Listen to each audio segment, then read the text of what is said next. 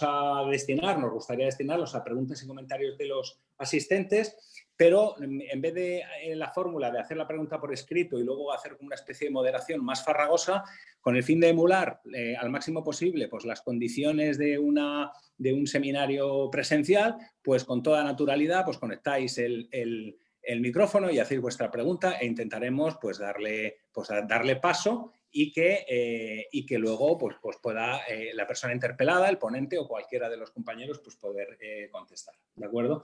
Entonces, bueno, desde luego, debido también y teniendo en cuenta la interpelación que nos ha hecho el ponente, Juan Carlos, de que hay que terminar a la hora de cenar, de que no podemos extendernos más en presentaciones. No, pues, digo porque nos tenemos que marchar a casa, que estamos claro, todos confinados.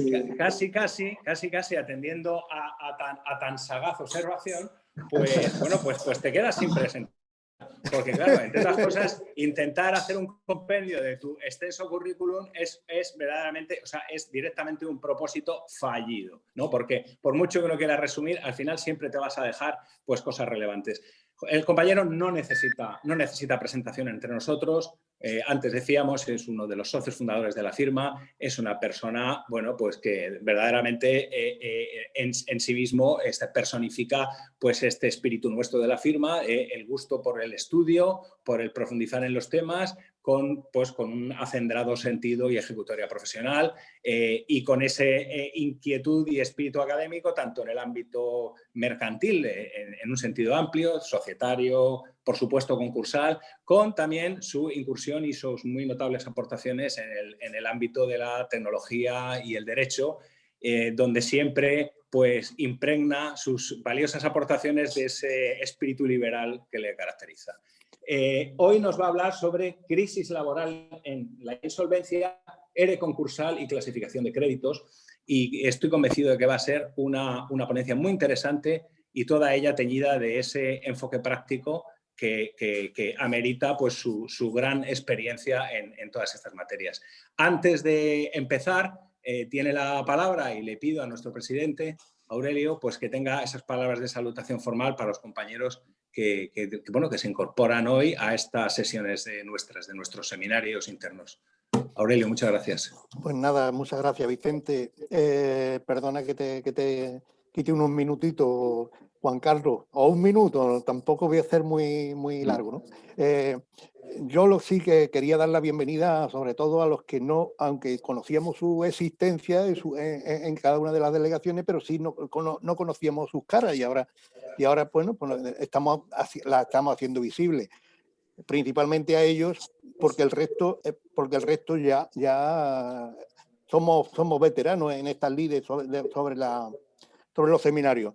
Yo deseo de todo corazón que tanto vosotros como vuestra familia os encontréis bien de salud y que sigáis bien de salud y que podamos alguna vez quitarnos esta pandemia de encima, al menos por lo menos hasta que llegue la vacuna, porque la verdad es que lo estamos pasando fatal. Estamos recluidos, tanto en nuestras casas como en los despachos. Yo ahora vengo de Málaga, estoy concretamente en Estepona ahora mismo, acabo de llegar, he llegado a las 6 menos cuarto, y claro, esto no puede ser, porque tenemos que atender en algunos casos a clientes que ni siquiera tienen ordenador, con lo cual es bastante complicado, ¿no? Pues nada, tiene la palabra, don Juan Carlos, ya no te quito más tiempo. Muchas gracias, Aurelio. Muchas gracias, presidente, Vicente, a todos, muchas gracias. Veo que se ha incorporado Luis Manuel, reconocido profesor del instituto. Tenemos a Gerardo Carlo también con nosotros, a la profesora Campuzano también. Esperamos a algún compañero más del instituto y, por supuesto, todos los compañeros que habitualmente trabajamos conjuntamente en Victum por esta firma que tanto nos apasiona, que tanto trabajo nos exige y que tan especial consideramos tantas veces que hacemos las cosas y que somos, o por lo menos pretendemos ser. Hoy vamos a hablar de un tema que no es nada novedoso porque desde siempre ha estado como tema nuclear en el fenómeno de la insolvencia.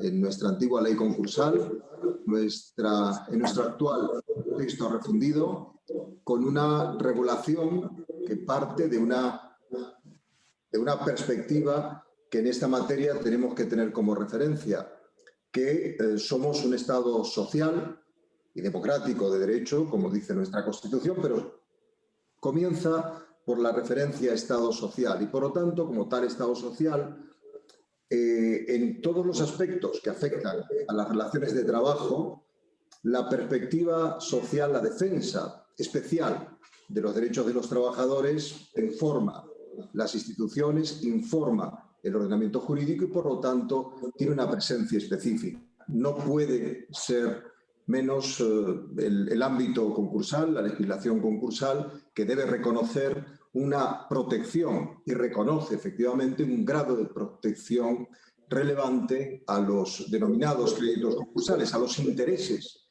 de los trabajadores en el seno del concurso, a su derecho a cobrar. Y evidentemente ese reconocimiento, más allá de que estructuralmente, de que a través de las fórmulas que se utilizan estemos más o menos de acuerdo, no sé quién tiene el micrófono abierto, porque retumba un poquito, sí. Yo creo que así mejor. Muy bien, estamos todos con micrófonos cerrados. Estaba diciendo que más allá de las divergencias o de la diferencia de opinión que podamos tener en los medios para estructurar esa protección, todos estamos de acuerdo que uno de los elementos más débiles en las relaciones contractuales que subyacen a toda insolvencia los podemos encontrar en las relaciones de trabajo. Por ello, nuestra legislación, a través de los interlocutores sociales, los propios sindicatos que toman partida protagonista en todo proceso legislativo que afecta a los créditos de los trabajadores, a los intereses de los trabajadores, nuestro Estado es sensible en la defensa de estos créditos, otorgándoles ciertas garantías, sea como masa, sea como privilegio. Veremos con la finalidad de garantizar el cobro, con la finalidad de que funcione en su derecho al cobro las instituciones que garantizan dentro de la organización estatal su derecho a cobrar, como el Fondo de Garantía Salarial, y para que esto se estructure de la forma más eficaz posible. Nosotros, como administradores concursales, y esta es una perspectiva que podemos tener en este momento cuando nos enfrentamos al fenómeno de la insolvencia y dentro de la insolvencia a la problemática de los trabajadores, partimos de un paradigma previo fundamental, que es el actual artículo 260. Qué difícil es volver a memorizar los artículos de este texto refundido. Salen los antiguos de la ley concursal y se meten por la cabeza por ahí pretendiendo salir, quizás por el efecto ultravires, ¿no? que nos confunde a todos, ¿no? Pero bueno, ya desde el propio artículo 260 actual, sobre reconocimiento forzoso de créditos, nos dice que la administración concursal necesariamente reconocerá los créditos de los trabajadores cuya existencia y cuantía se deriven de la documentación por lo tanto, de la documentación contable o de otros documentos, pero fundamentalmente la documentación contable que detectemos en los primeros análisis de la documentación de la concursada. Y esto es una orden que nos da la ley para ser especialmente proactivos en la detección y en el reconocimiento de esos créditos. Pero además, por otro lado, también de alguna forma se pudiera pensar que para los trabajadores es una relajación porque no tienen la obligación de comunicar sus créditos. Yo creo que aunque el administrador concursal esté obligado a reconocerlos si se deduce de la contabilidad y de los documentos a los que tenga acceso, el trabajador, como cualquier otro acreedor, no puede abdicar de su facultad de comunicar sus créditos y veremos que en algún caso concreto de su facultad esencial de calificarlos, puesto que en otro caso puede resultar que no sea calificado en el sentido en el que podría tener derecho en mayor beneficio de su crédito.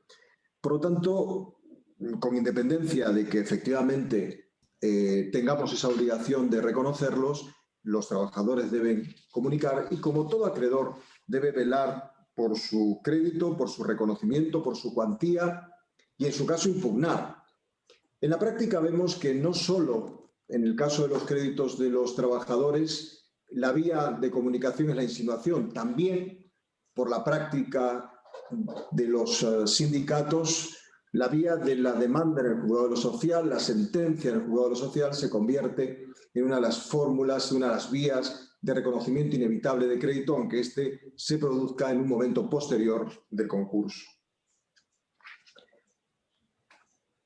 En esta materia, partiendo de ese aspecto fundamental, la primera calificación que la ley rinde tributo a ese principio social de nuestro ordenamiento jurídico lo encontramos en la regulación, en la consideración de crédito contra la masa del actual artículo 242 del texto refundido de la ley concursal. Este famoso párrafo consagra un denominado superprivilegio. Técnicamente no es muy acertada esta denominación, pero sí pone de manifiesto lo excepcional, lo relevante de conceder al crédito salarial contra la masa un derecho de cobro por los últimos 30 días de trabajo efectivo realizados antes de la declaración de concurso en cuantía que no supere el doble del salario mínimo interprofesional. Se limita, se topa al doble del salario mínimo interprofesional y se limita también por el tiempo. Los últimos 30 días de trabajo son créditos salariales, por lo tanto estamos en el ámbito del salario, del concepto de salario del artículo 33 del Estatuto de los Trabajadores, de la estructura salarial. Y son 30 días de trabajo efectivo, no los 30 días anteriores al auto, sino los últimos 30 días trabajados por el trabajador, a los que se le reconoce este derecho, esta condición esencial de crédito contra la masa.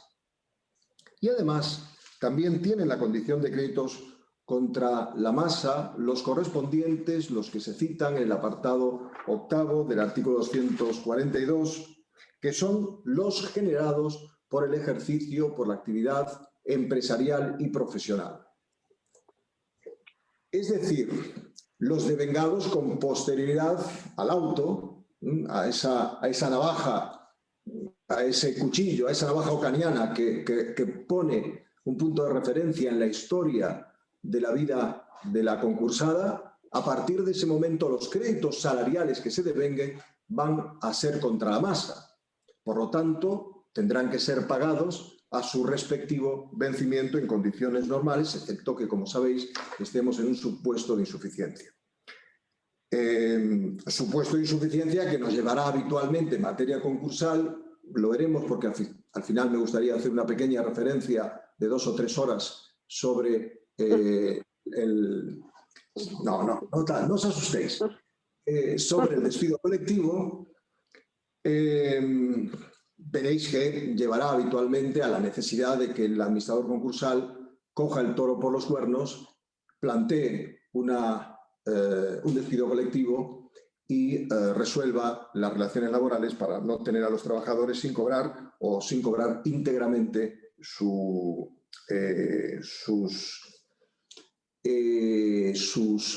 salarios. También son créditos laborales los devengos correspondientes a este periodo, por ejemplo, en materia de indemnizaciones. Aquí hay que tener en cuenta el tiempo. El tiempo en el derecho es un elemento esencial. Si no, podemos preguntarlo a los hipotecaristas y también a nosotros, a los concursalistas, puesto que cortamos el tiempo, cortamos la historia con el auto de declaración del concurso. Pues a partir de ese momento las indemnizaciones que se devenguen con posterioridad serán contra la masa. Pero ojo, Cuando estamos en presencia de un despido previo a la presentación del concurso y a la autodeclaración del concurso, ese despido, su indemnización será concursal. Nos encontramos ante una decisión del empresario que determina la relación, la extinción de la relación en ese momento. Después devendrá la procedencia o improcedencia, pero el acto de extinción en el ordenamiento jurídico español se determina por la carta de despido. Otra situación totalmente distinta se da si nos encontramos ante las resoluciones de contrato a instancia del trabajador, ante el incumplimiento del empresario por pagos parciales o por impago. Como sabéis, la jurisprudencia de los Tribunales Superiores de Justicia exige al menos 2 mensualidades o una mensualidad y una extra para poder consagrar una acción de resolución a instancia del trabajador. En ese caso, la sentencia que declara la extinción será la que determine la fecha. Por lo tanto, si la demanda del trabajador es previa a la autodeclaración del concurso, pero la sentencia es posterior, estaremos en presencia de un crédito contra la masa, porque será la sentencia la que determine la cuantía y la fecha de devengo posterior al auto de declaración del concurso. Y lo mismo ocurre en las indemnizaciones, los créditos por indemnizaciones derivadas de extinciones colectivas, con la peculiaridad de que en este caso se entenderán comunicados y reconocidos, evidentemente, por el auto que apruebe el despido colectivo. No será necesario que, si estamos ante un despido colectivo, el trabajador tenga que comunicar su crédito. Es obvio, además, porque se produce en el seno del propio proceso concursal. Esto por lo que hace referencia a los créditos contra la masa. Los concursales tienen otra problemática que podremos estudiar en dos tratados. Uno de ellos muy interesante y muy poco aplicado en la práctica por parte de los trabajadores, que es la problemática de los créditos refaccionarios. Los créditos sobre bienes refaccionados, es decir, los bienes que están constituidos por los objetos elaborados por los trabajadores como consecuencia de su actividad, de su trabajo. Sobre ellos, la ley establece un privilegio, un derecho a su realización y cobro en ejecución de los mismos. Es un privilegio que alcanza a todos los trabajadores de la empresa, no solo a aquellos operativos que hayan participado directamente en el proceso de ejecución, también alcanza el beneficio a todos los que tengan relación laboral, sean administrativos, sean comerciales o incluso directivos, en su caso, con vínculo laboral. Y se extiende a todos los devengos de carácter salarial y otros, como pueden ser también dietas, gastos en general que tengan y que sean objeto de reclamación y de reconocimiento por parte de los trabajadores. ¿Cuáles son los bienes refaccionados? Son los bienes que están, dice la ley, en propiedad o posesión. Realmente la visión que tenemos sobre los bienes refaccionados está en las existencias del balance. Es decir, las cosas que tenemos en los almacenes. Sobre estos, el trabajador puede tener, si lo comunica, su privilegio. Claro, me podéis decir, oye, pero es que seguro que hay clientes que ya han pagado esas existencias. Ahí es donde la ley distingue y habla de propiedad o posesión. Propiedad o posesión. Bueno, las existencias son mías, las puede haber pagado un tercero, pero ese tercero seguirá y tomará, tercero cliente que me ha pagado, la condición de acreedor por aquella cantidad que ha pagado, pero las existencias están en mi poder y los trabajadores, si lo comunican, pueden tener un derecho como crédito refaccionario sobre dichas existencias. También cuando se habla de posesión se hace referencia a aquellos créditos, por ejemplo, el 1600 del Código Civil, aquellos supuestos en que tenemos derecho de retención sobre determinados bienes sobre los que hemos realizado, por ejemplo, una reparación de un vehículo. Bueno, pues también se puede ejercer esta refacción sobre dichos bienes. Evidentemente, en materia de propiedad, la cuestión hay que casarla más con el artículo 239 del texto refundido y con el derecho de separación. Cuando hay un tercero que bien de su propiedad en el seno del concurso, en el ámbito material, en el ámbito de posesión de los bienes del concursado, lo que tiene que hacer con la máxima rapidez es ejercer su derecho de separación para sacar esos bienes del ámbito de descripción. No vaya a ser que el administrador concursal los vea, los recoja y queden en la lista de activos. Bien es cierto que aunque queden en la lista de activos, si el tercero acredita su propiedad, podrá sacarlos en cualquier momento, puesto que la lista de activos no podrá afectar a terceros, a los derechos que no son parte. Pero bueno, para no incorporar mayores problemas, la recomendación es que lo haga cuanto antes, ¿no? Y por otro lado, tenemos en el ámbito del segundo elemento que quería analizar cuando hablo de los créditos con privilegio de naturaleza salarial, los créditos con privilegio general, los refaccionados, los créditos refaccionarios y los créditos con privilegio general, que son aquellos créditos por salarios que no tengan reconocido un privilegio especial, que no hayan sido garantizados de alguna forma, en la cuantía que resulte de multiplicar el triple del salario mínimo interprofesional por los días de salario pendientes de pago. También tienen privilegio las indemnizaciones derivadas de la extinción de los contratos de trabajo con el límite de 3 veces el salario mínimo interprofesional y una serie de cuestiones que hace referencia a las consecuencias de los accidentes de trabajo, que son las indemnizaciones derivadas de accidente, los capitales coste de la seguridad social, comunicadas como consecuencia de un accidente de trabajo.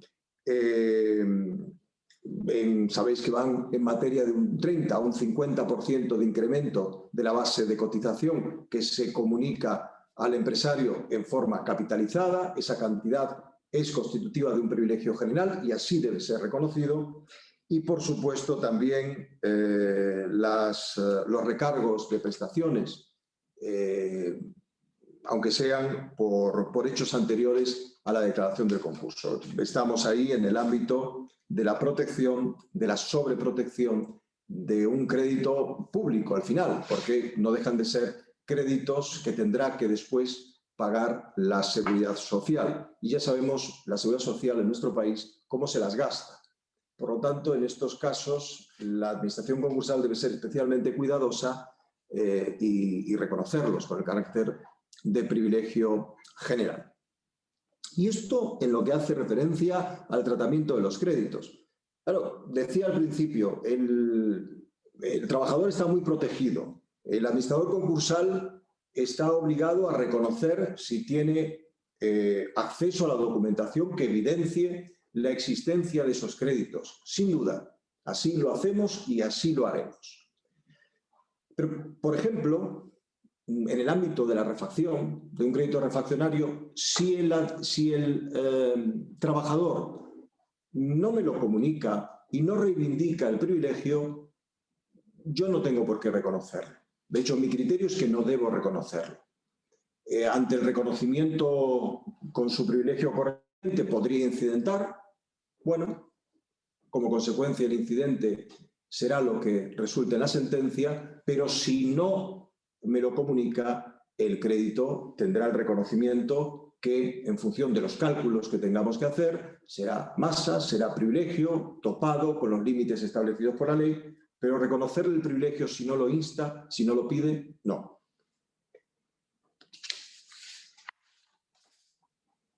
La problemática que afecta a los trabajadores encuentra su ámbito más importante o más divertido incluso, si alguna materia puede ser divertida en este ámbito, en el despido colectivo, en las modificaciones sustanciales de las condiciones de trabajo, ¿no?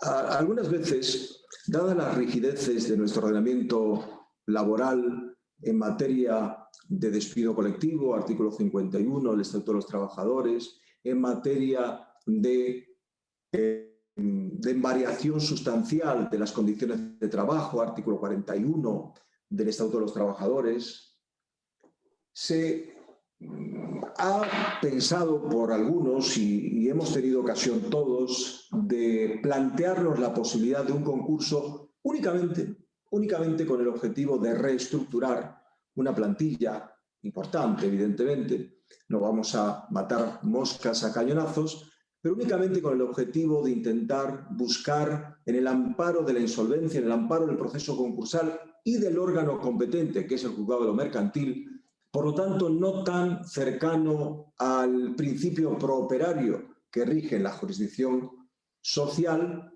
sino más cercano, necesariamente más cercano, al interés del concurso.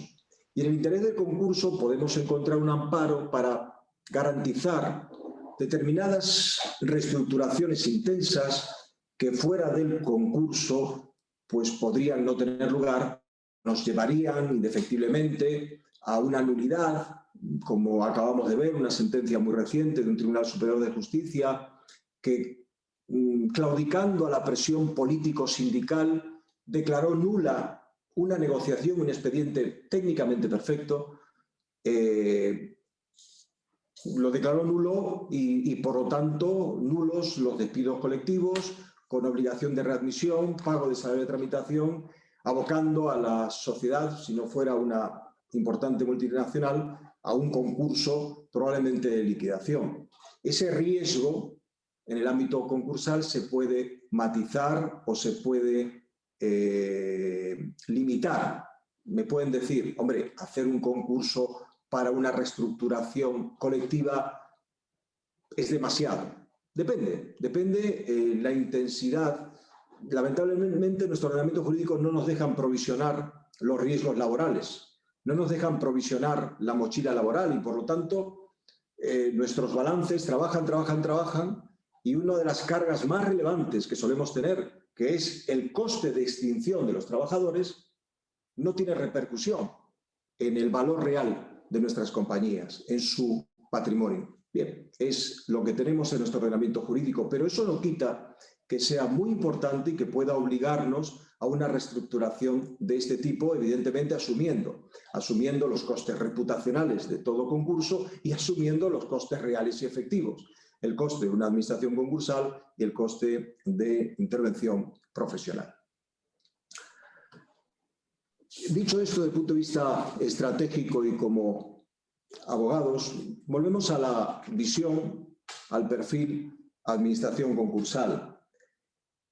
Cuando nos encontramos ante un número de trabajadores importante o menos importante, una pyme, depende, en un concurso, siempre nos tenemos que plantear el impacto de su coste en la cuenta de resultados.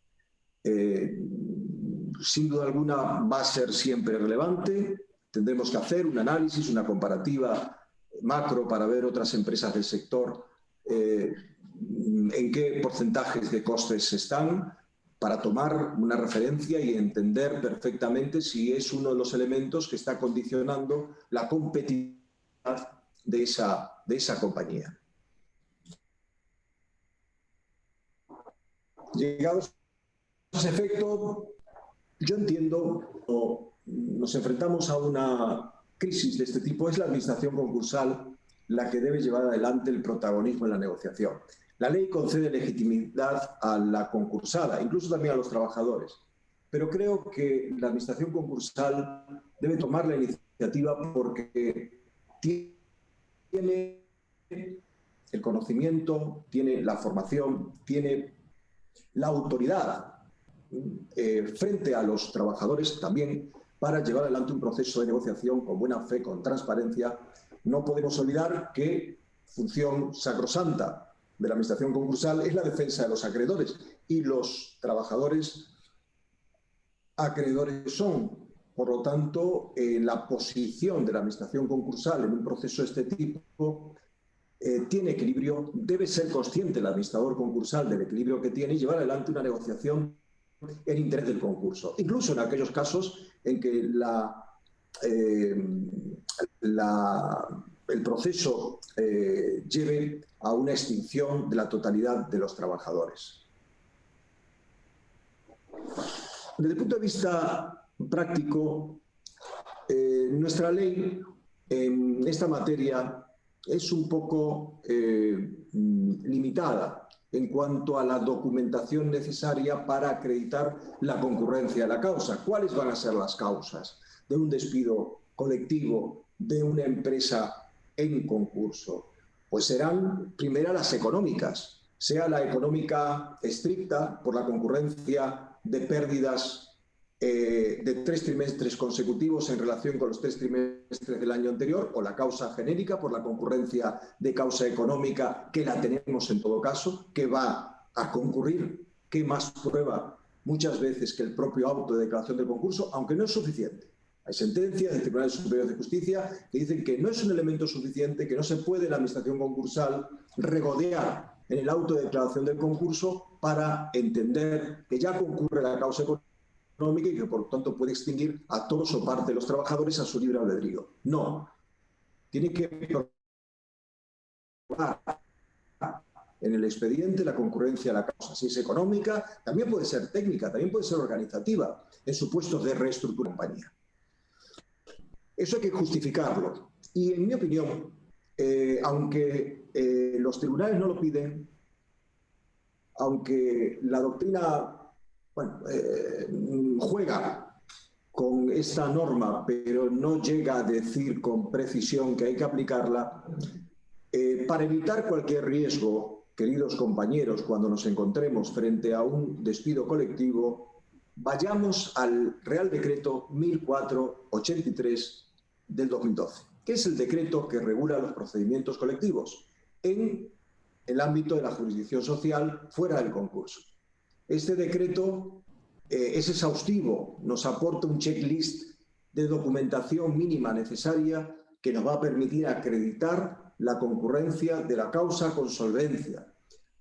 Sobre todo, aportar la documentación necesaria. Es sorprendente la cantidad de sentencias dentro y fuera del concurso que declaran la nulidad del proceso de negociación, y aquí no por presión político-sindicales, sino por cuestiones estrictamente jurídicas, por insuficiencia en la documentación con la que vamos a llevar adelante el concurso.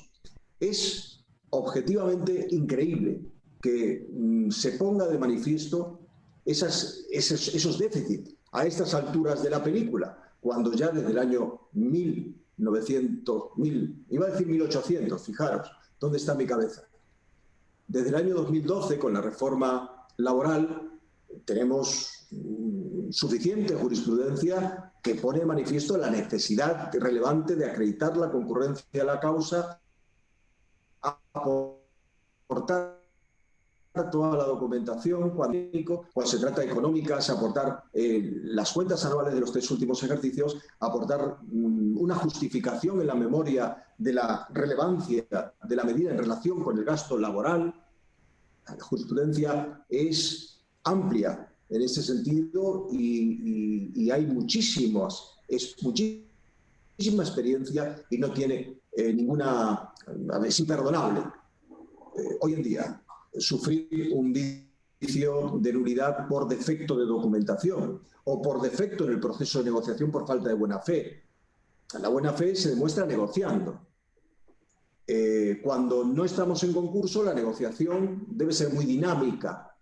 La empresa debe llevar a la mesa distintas ofertas, mostrar su voluntad de llegar a un acuerdo. Cuando estamos en una situación de insolvencia, claro, la situación cambia, porque en principio tenemos la causa consagrada y la indemnización legal estricta son los 20 días de salario.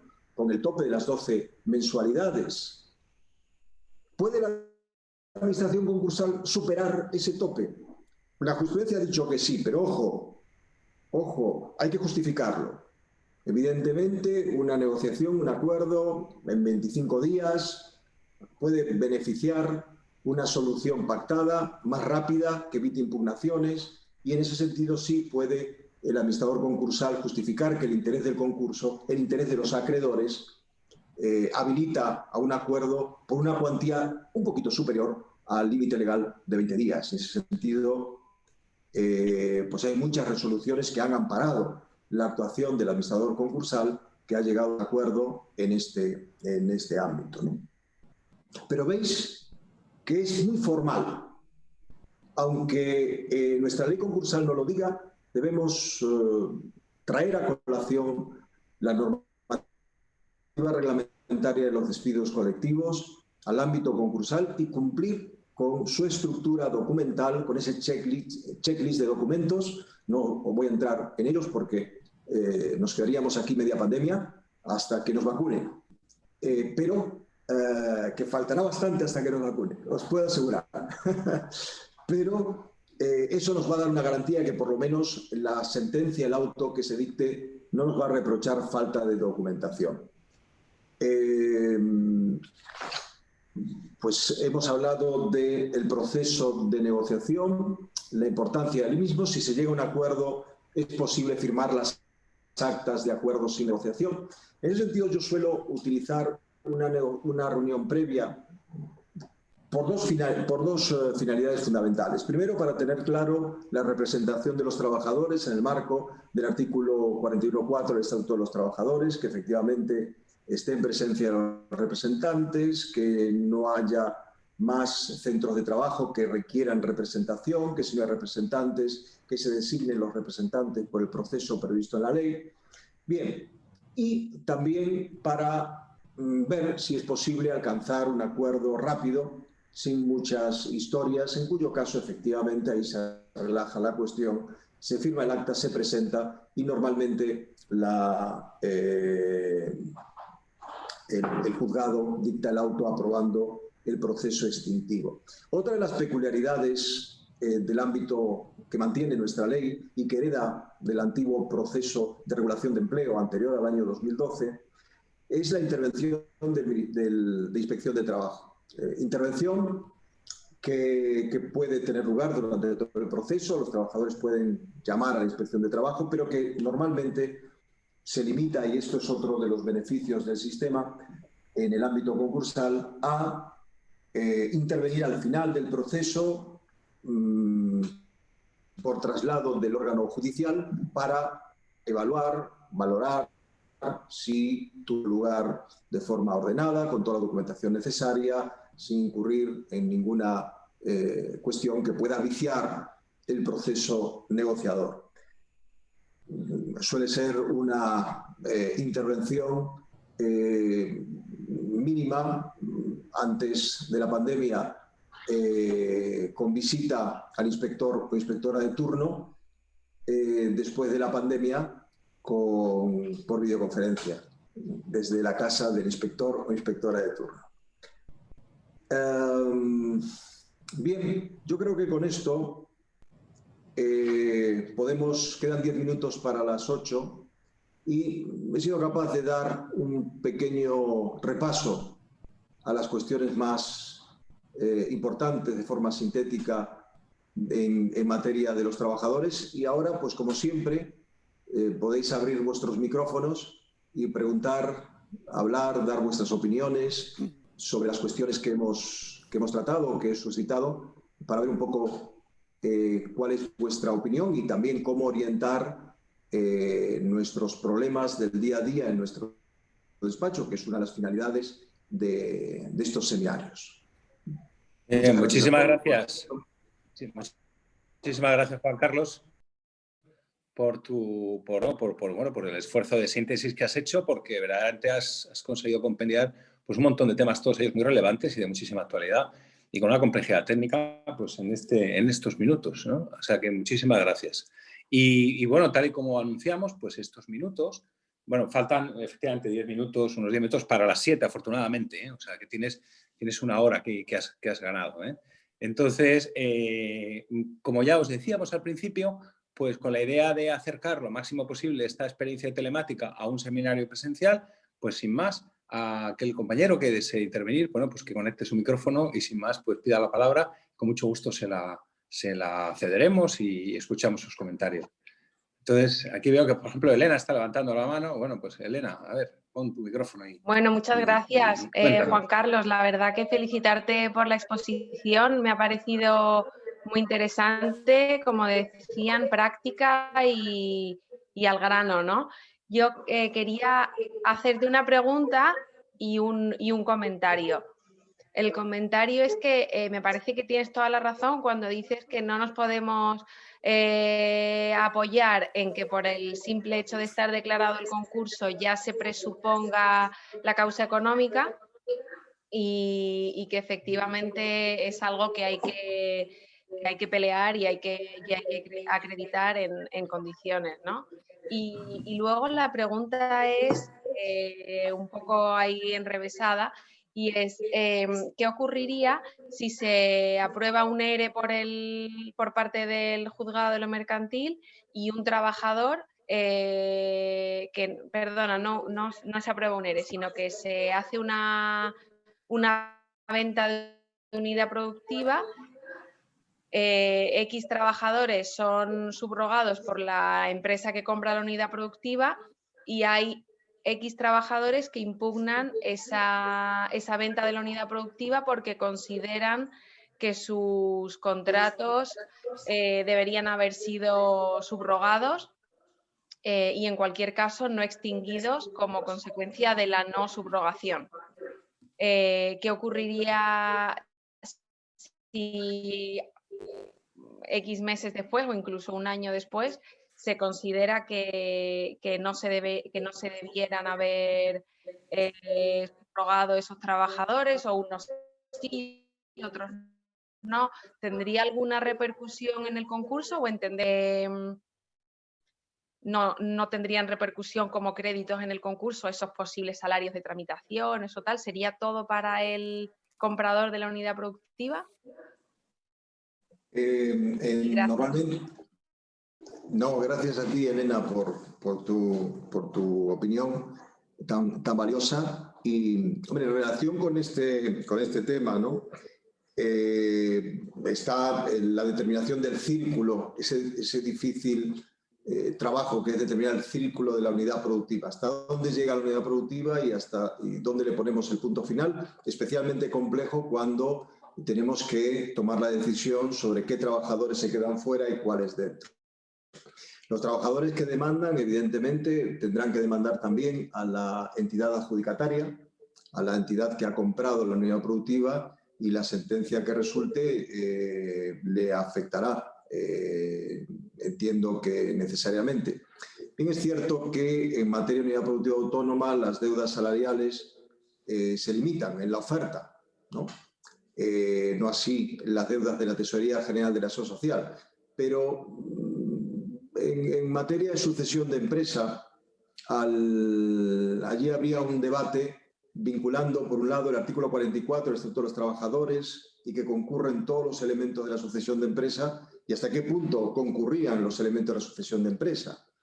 Si efectivamente estoy configurando una unidad productiva con determinados activos a los que estaban afectos los trabajadores que he dejado fuera, pues probablemente esos trabajadores tengan un derecho de subrogación, de continuar con su relación laboral, ¿no?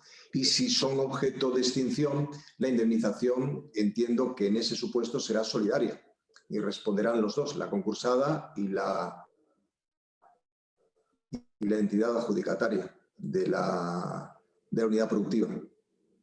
Bien. Bueno, antes Aurelio pidió la palabra, pero antes le había pedido Juan Miguel. Así que, bueno, pues vamos a no hacerlo pasa así. No pasa nada. Y así dejamos una cosa solamente, Pepe y mi Juan Miguel no han cerrado los micrófonos en ningún momento. Y eso que le he mandado, a Juan Miguel le he mandado un mensaje por privado, pero como no lo lee, tampoco ha leído el de Monse. Pues, Nada. pues nada, pues bueno, pues ahora no te preocupes, que además de reñir a quien tú quieras, ahora después habla Juan Miguel, que había pedido la palabra, y después tú, Aurelio, si os parece. Ahora, no te oímos, Juan Miguel, oye, no te oímos, no me digas. No sé si vosotros lo oís, pero yo no, desde luego. No, Juan Miguel, no te oímos.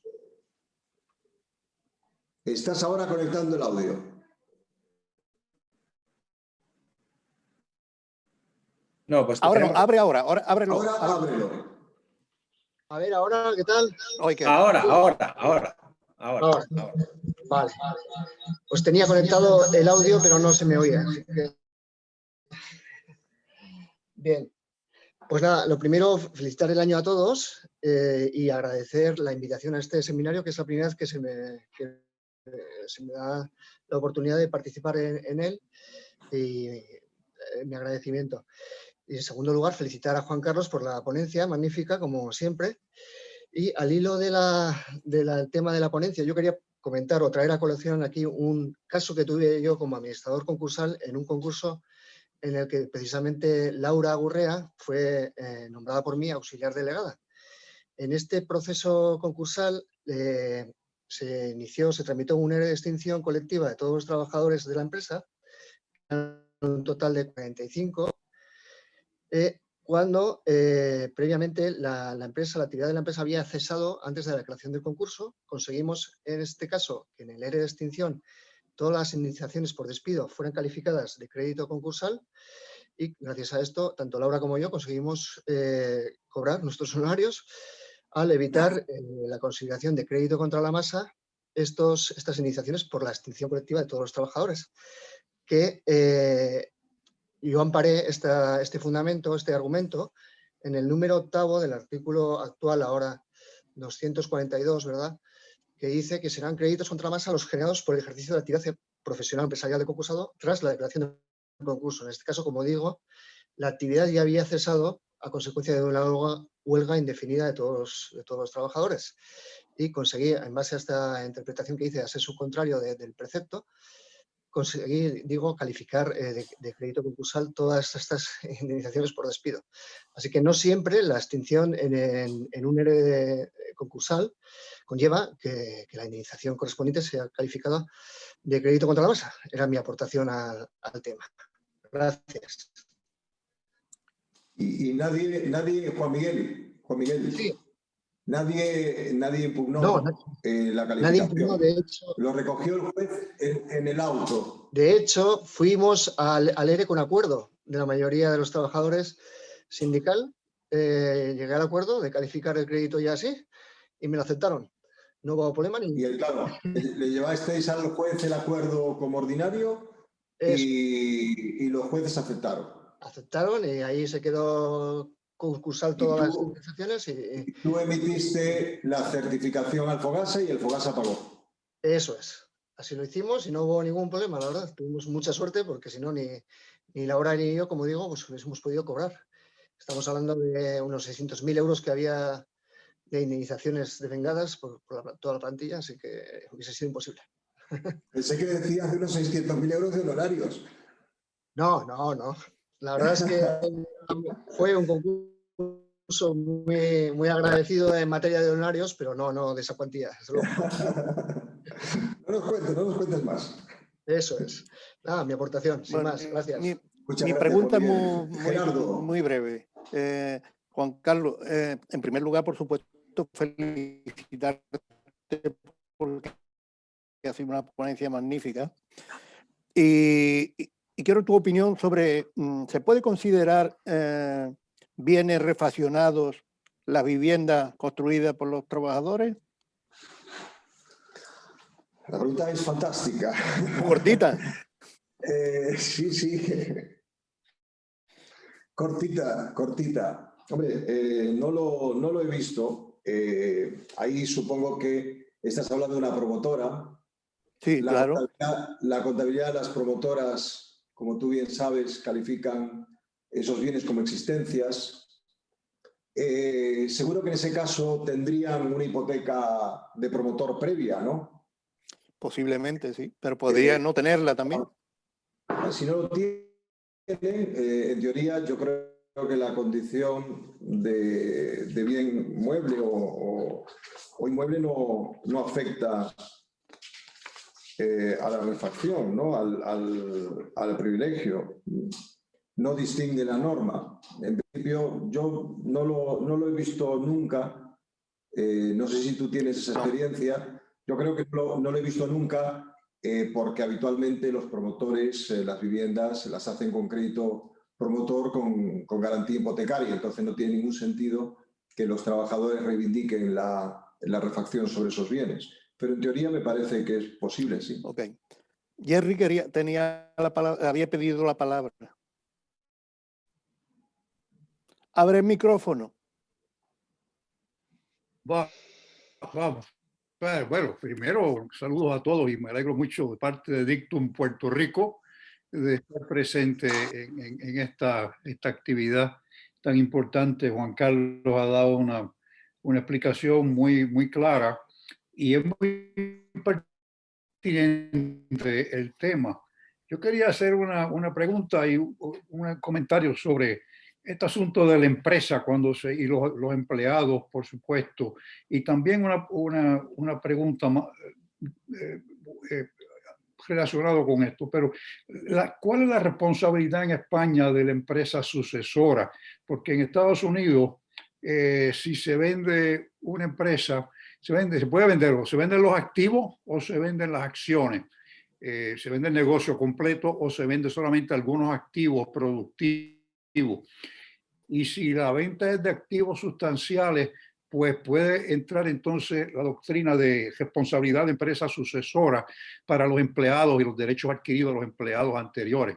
Entonces, ahí tiene que entrar el tribunal en una determinación de hechos verdaderamente para ver si hay algún tipo de, pues si se considera que ha habido un subterfugio y que verdaderamente la venta de activos es una venta total del negocio. Esa doctrina también en España existe. Esa es la primera pregunta. La segunda es si esta emergencia del COVID, si ha creado algún tipo de cambio en términos del convenio que existe social con el trabajador dentro del derecho, la protección al trabajador, si se ha aumentado, se ha quedado igual, o si el derecho concursal ha cambiado en algo. Una pandemia, una emergencia como esta global, o si ha habido algún cambio, ¿no? Son dos asuntos distintos que quería mencionar. Muchas gracias, Gerardo. Qué alegría tenerte con nosotros en este seminario. Ojalá que esté siempre, habitualmente, en todos los que tengamos en el futuro. En relación con la responsabilidad de la empresa sucesora, está en función de nuestra legislación concursal. Es un concepto esencial, es uno de los elementos que en principio permitiría mantener la capacidad productiva más allá de los balances, más allá del sobredimensionamiento de los pasivos. Permitiría un ajuste real de la economía, porque si pudiéramos vender unidades productivas autónomas y dejar atrás los pasivos en los balances vacíos, efectivamente sufren grupos de acreedores, pero la economía no perdería tejido productivo como pierde si no tuviéramos un instrumento como este. En realidad, este instrumento encuentra en el derecho español un límite muy importante en la deuda con la Tesorería General de la Seguridad Social.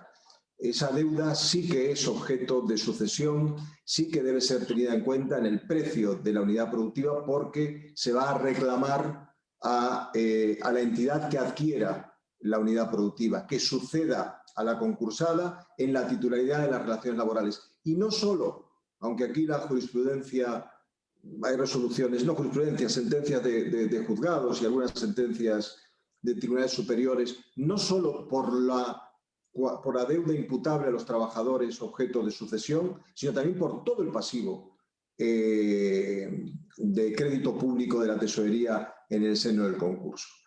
Por ello, bueno, es un lastre que cuestiona y que hace inviable muchas veces la posibilidad de que otras empresas hagan ofertas por unidades productivas autónomas.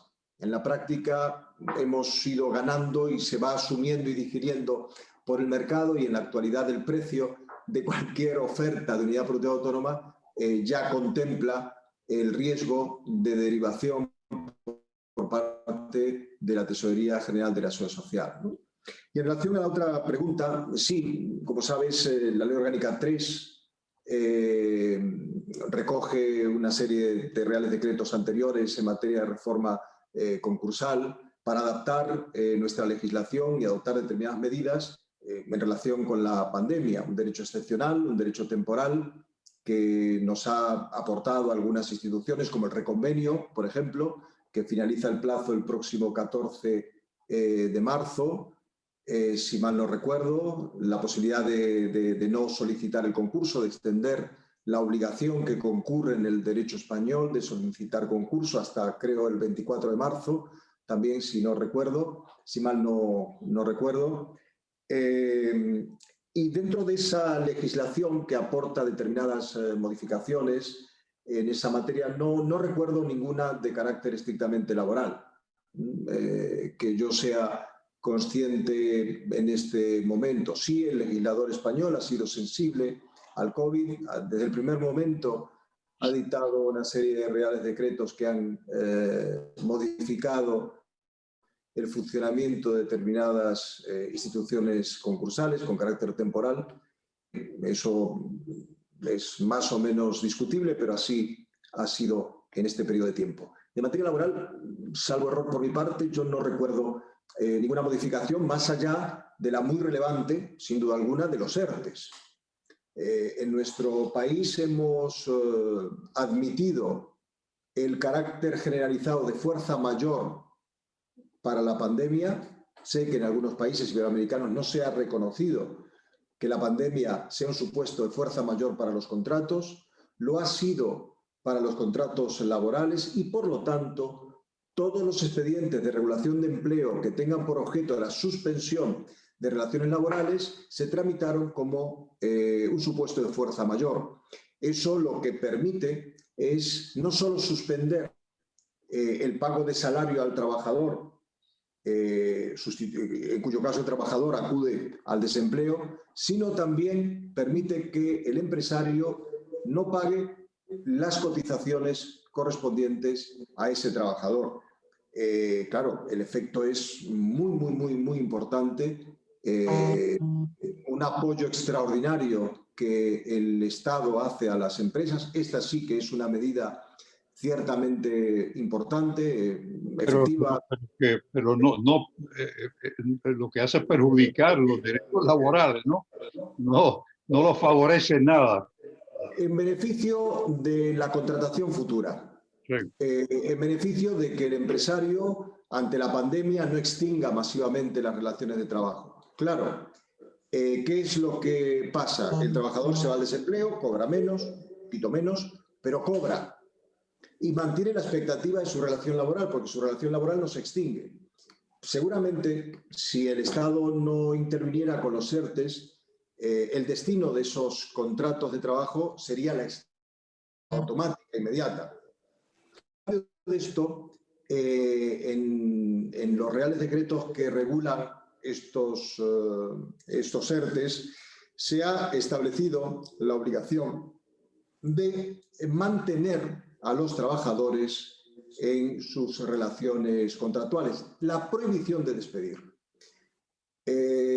Los tribunales se están pronunciando sobre esta cuestión. Hay alguna sentencia que ha dicho que el despido de trabajador afectado por el ERTE es nulo de pleno derecho porque supone la infracción de una norma con rango de ley y, por lo tanto, lo único que procede es la readmisión con pago de los salarios de tramitación. Otros tribunales han dicho que estamos en presencia de un despido improcedente, sin más, y otros incluso los han declarado procedentes o improcedentes en función de la concurrencia de la causa, ¿no? Es la única obligación que se ha puesto, pero sin duda alguna el ERTE ha sido la medida estrella de esta pandemia desde el punto de vista económico en general, el mayor esfuerzo del Estado y lo que ha permitido que a estas alturas no tengamos una destrucción de empleo muy superior a la actual. ¿Qué puede ocurrir en los próximos meses? Marzo, abril, mayo, cuando estos ERTEs finalicen su vigencia, pues que nos encontremos ante un escenario en que las extinciones sobrevengan y lo único que hayamos hecho es retrasar lo inevitable con muchísimo coste en el erario público, con muchísimo endeudamiento del Estado, que lleva otras consecuencias de carácter macroeconómico probablemente más graves. Ahí esto es una cuestión de si es bueno que la insolvencia cabalgue sola y cuando concurre que se enfrente cuanto antes y que se resuelva cuanto antes con las instituciones que le son propias, o como ha ocurrido y ocurre en los estados europeos tan intervencionistas, pues que entran al funcionamiento de las instituciones, las condicionan y las someten a determinadas políticas, en este caso a políticas de carácter social. Muy bien. Muchísimas gracias, Juan Carlos. Bueno, la verdad es que sí que nos hemos ido a las 7:15 y la verdad que el tema es tan rico y la exposición, la verdad, ha dado tanto de sí que yo creo que tendríamos debate pues, para muchísimo más, pero con el fin de acotar un poco pues, los tiempos que nos habíamos marcado y de salvaguardar este formato que nos habíamos fijado y previsto, pues yo creo que va a ser hora de ir concluyendo. Sí que me gustaría, por supuesto, dar las gracias a todos los asistentes virtualmente, con ese saludo especial para los compañeros que por primera vez nos han honrado con su asistencia telemática. Bienvenidos todos. Un saludo, por supuesto, muy especial para Gerardo Carlo, para Luis Manuel Meján. Muchísimas gracias. Es todo un honor para nosotros contar con tan excepcionales consejeros académicos y encima poder contar con vosotros para la asistencia cotidiana a nuestras actividades académicas. Y para concluir, por supuesto, darle las gracias a nuestro ponente hoy, a nuestro compañero Juan Carlos, y me gustaría darle la palabra a nuestra directora académica, a Ana Campuzano, pues para que despidiera la sesión y así tener también la oportunidad de escucharla. Querida Ana. Gracias, Vicente. Bueno, yo no voy a prolongarlo más, entre otras cosas, porque, en fin, creo que ya es hora de ir terminando. Quiero pedir disculpas, he tenido que conectarme un poquito tarde porque mis obligaciones docentes me han tenido examinando presencialmente hasta minutos antes de este seminario, por eso me he tenido que conectar un poquito tarde. Pero bueno, he tenido la oportunidad de oír toda tu conferencia, Juan Carlos, magnífica. Yo me quedo con ganas de preguntarte muchas más cosas que ya te iré preguntando del enfado de la jurisdicción social con algunas decisiones del texto refundido que ya hemos tenido oportunidad de comentar, pero bueno, no es el momento de prolongar. Nada, simplemente reiterar lo que ya ha dicho Vicente, ¿no? Que, bueno, este formato tiene algunos inconvenientes, pero tiene una gran ventaja y es que permite contar con asistentes que si no de otra forma sería pues absolutamente imposible. Estamos encantados de que estéis integrados en este seminario y bueno, pues a partir de ahora a través de este medio los iremos haciendo periódicamente y esperamos contar con vuestra presencia y con vuestra participación y encantada de veros a todos por este medio. Así que muchísimas gracias a todos por vuestro tiempo y por vuestra participación y sobre todo a ti, Juan Carlos, por tu ponencia. Muchas gracias, profesor. Muchas gracias, Ana. Bueno, pues, queridos compañeros, hasta muy pronto y seguimos todos en contacto. Cuidaos mucho y un fuerte abrazo. Igual. Adiós. Gracias.